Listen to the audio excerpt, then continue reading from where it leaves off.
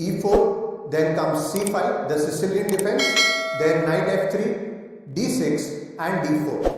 Then pawn takes on d4, knight takes on d4, knight f6, knight c3 and then a6. We've reached the Sicilian knight off position, which is quite a standard opening. After this, Tal played bishop g5. Koblenz went for e6, then pawn to f4, bishop e7, queen to f3 and queen to c7. Then Tal castles queenside and Koblenz develops his knight. Usually the main move in this position is g4, but in this game Tal goes for bishop to e2. Then black attacks this bishop and white retreats it. Now Koblenz went for b5, opening up this diagonal.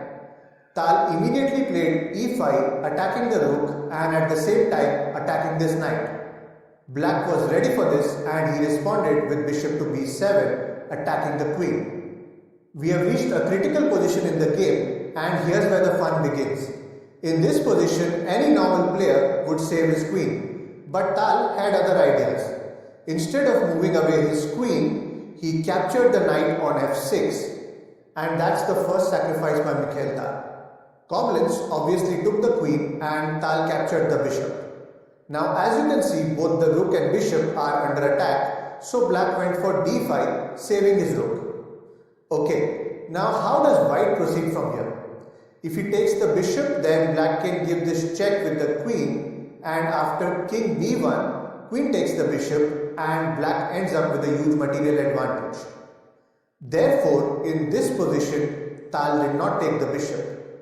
Another good move could be f takes g7, threatening the rook, but white did not go for that either. What Mikhail Tal played in the game was another brilliant sacrifice. He took the pawn on e6, giving away his knight. What a fantastic move. He is attacking the queen and at the same time defending this pawn. So black is left with no option and he has to take this knight. Now what this does is that it exposes the king along this dangerous diagonal. So Tal immediately goes for bishop h5 check. Black wants to connect his rooks, so he decides to free up this g7 square for the king to escape this way. Again, bishop takes with a check. Then king f8. Then f takes e7 check. Then king g7 attacking this bishop. After which Tal plays bishop to g3. Remember, black cannot take this bishop because after pawn to f5 check, it's a discovered attack and the black queen will be gone. Going back, after bishop g3, a good strategy could be to move away this queen from this dangerous diagonal. But instead we see knight to f6. Black is now attacking this pawn with the queen. Then comes rook to e1, attacking the pawn on e6. Black goes for b4, attacking this knight. And guess what Tal plays here? He does not care about this knight one bit and goes for rook e6. This is his third sacrifice of the game. Black as usual accepts it and takes the knight.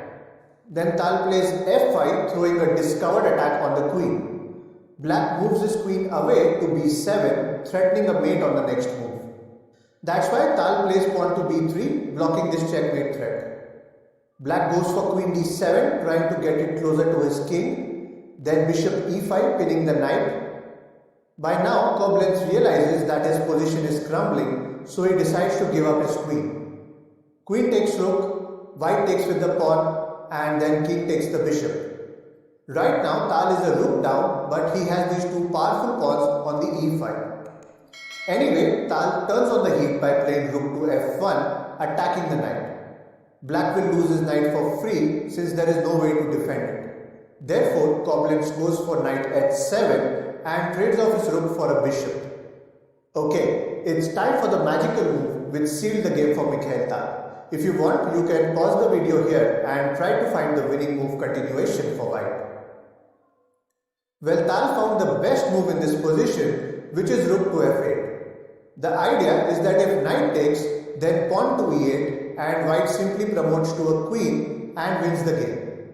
Therefore, in this position, black had to take with his rook. Then e takes f8, promotes to a queen. Black takes back with his knight. Then comes e7, attacking the knight. Now if black moves his knight, then white can simply promote to a queen and it will be game over. Therefore, Koblenz goes for king f7. Now white takes the knight and black recaptures with the king.